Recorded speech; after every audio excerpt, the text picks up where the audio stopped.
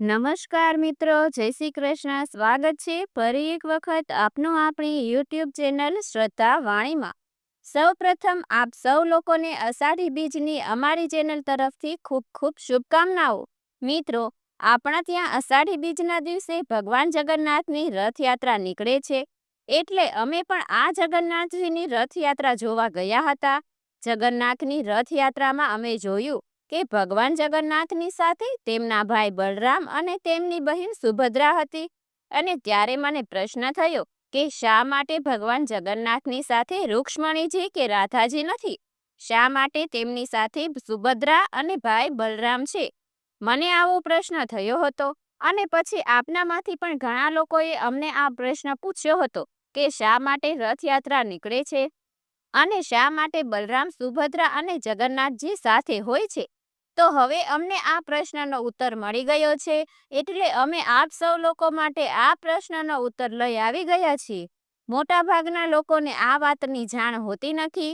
લગભગ પ્રશ્ન હોય છે, પરંતુ તે લોકોને તેનો ઉત્તર મળતો નથી.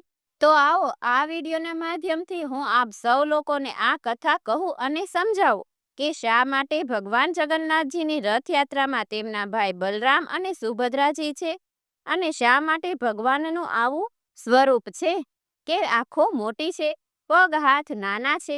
આવું સ્વરૂપ શા માટે છે? તો આ રથયાત્રા વિશે ગર્ગ સંહિતામાં લખેલું છે કે કૃષ્ણ ભગવાનની 16,000 રાણીઓએ એકવાર બલભદ્રની માતા રોહિણીને પૂછ્યું હતું કે અમે સ્વરૂપવાન હોવા છતાં શા માટે ભગવાન કૃષ્ણ રાધાજીને જ સૌથી વધુ પ્રેમ કરે છે અને ભગવાનની આટલી સેવા કરીએ છીએ, તેમનું આટલું ધ્યાન રાખીએ છીએ, અને રાધાજી તેમની સાથે હોવા ન છતાં પણ તેઓ શા માટે રાધાજીને આટલો પ્રેમ કરે છે? અમને એના જેટલો પ્રેમ શા માટે નથી કરતા? ત્યારે રોહિણી માતા રાણીઓના પ્રશ્નો સાંભળીને કહે છે કે કૃષ્ણ અને બલરામ હાલ દ્વારિકા નગરીની બહાર ગયા છે. જો તમે તેમને મહેલમાં ન પ્રવેશવા દો તો હું તમને તે વાત જણાવું. બધી રાણીઓએ આ વાતનો સ્વીકાર કર્યો અને કહેવાય છે કે કૃષ્ણને બલરામને મહેલમાં પ્રવેશવા રોકવા માટે રાણીઓએ સુભદ્રાજીને દરવાજે ઊભા રાખ્યા.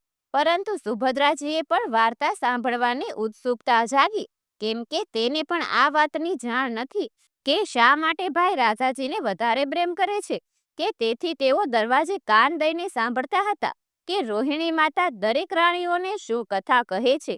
અને એ સાંભળવા માટે એટલા તલ્લીન થઈ ગયા, એટલા ભાવ વિભોર થઈ ગયા કે તેમને ખબર જ ન પડી કે કૃષ્ણ અને બલરામ દ્વારકા નગરની બહાર ગયા હતા, તેઓ પરત ફર્યા છે. એટલે તે સમયે ભગવાન કૃષ્ણ અને બલરામજી પણ કાન દઈને સાંભળવા માંડ્યા કે સુભદ્રાજી એવી કઈ કથા સાંભળે છે કે આટલા ભાવ વિભોર થઈ ગયા છે. એટલે તેને રોહિણી માતાના મુખેથી ભગવાન શ્રી કૃષ્ણએ પોતાની લીલા સાંભળી.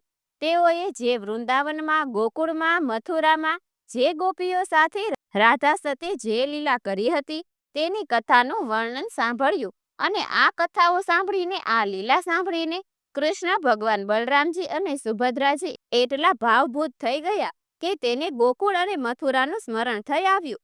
તેમને પોતાની બાળલીલા સ્મરણ થઈ આવી અને એટલે તેમની આંખો મોટી થઈ ગઈ, તેમના હાથ પગ સંકોચાઈ ગયા અને તેમનું સ્વરૂપ નાનું થઈ ગયું. અને જ્યારે તેઓ આ કથા સાંભળતા હતા અને તેઓનું આવું સ્વરૂપ થયું, ત્યારે તે સમયે નારદ મુનિ ત્યાં આવી પહોંચ્યા અને તેણે ભગવાનનું આવું વિશેષ દિવ્ય સ્વરૂપના દર્શન કર્યા. નારદજીએ તો દર્શન કર્યા, પરંતુ નારદજીએ લોક કલ્યાણ માટે ભગવાનને એક પ્રાર્થના કરી કે ભગવાન, મેં તો તમારા આ સ્વરૂપના દર્શન કર્યા, પરંતુ આ કળિયુગમાં આપના સૌ ભક્તોને પણ આ સ્વરૂપના દર્શન થાય એવી મારા ઉપર કૃપા કરો. અને ભગવાન કૃષ્ણએ તેમની પ્રાર્થનાનો સ્વીકાર કર્યો અને જગન્નાથજી આજે બલરામ અને સુભદ્રા સાથે ત્યાં બિરાજમાન છે.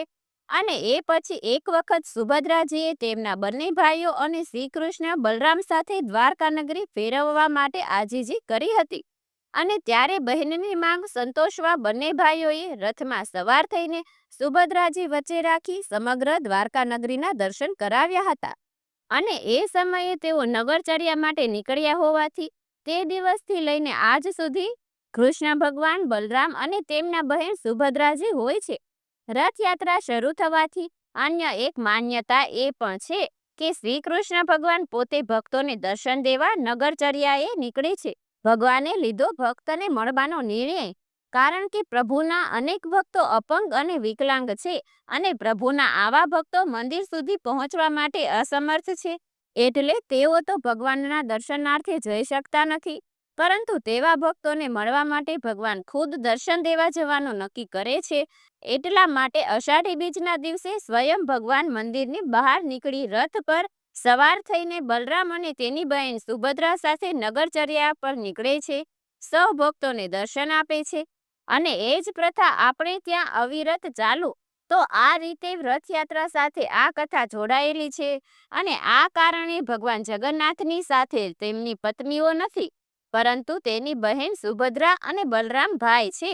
તો મિત્રો, આશા છે કે જે લોકોને આ પ્રશ્ન હતો તેને તેનો ઉત્તર મળી ગયો હશે અને જે લોકોને આ વાતની પહેલાથી જાણ હોય અને અમારી કઈ કથા કહેવામાં ભૂલ થઈ હોય તો તે ભૂલ અમને કમેન્ટ સેક્શનમાં અચૂક જણાવજો. જો અમારી ભૂલ હશે તો અમે તેનો યોગ્ય સ્વીકાર કરીશું અને નેક્સ્ટ ટાઈમ તે ભૂલને ધ્યાનમાં રાખીને વિડીયો બનાવશું. તો હવેના નેક્સ્ટ વિડીયોમાં આપણે આ અષાઢી બીજની રથયાત્રા જે નીકળે છે તેની કથા મહિમા સાંભળીશું. આ દિવસે શું કરવું શું ન કરવું, આપણે ઘરે બેઠા કેવી રીતે ભગવાનની પૂજા કરી શકીએ, રથયાત્રાના દર્શન કરવા ન જઈ શકીએ તો શું કરવું, દરેક વિશે વિગતવાર વાત કરીશું. તો તે વિડીયો પણ અમારી સાથે જરૂરથી નિહાળજો.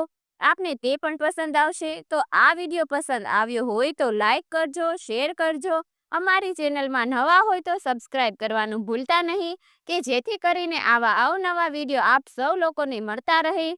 તો આ સાથે હવે મને રજા આપશો. ફરીથી મળીશું એક નવા વિડીયોમાં. ત્યાં સુધી આપ સૌ લોકોને અમારી ચેનલના જય શ્રી કૃષ્ણ. ધન્યવાદ.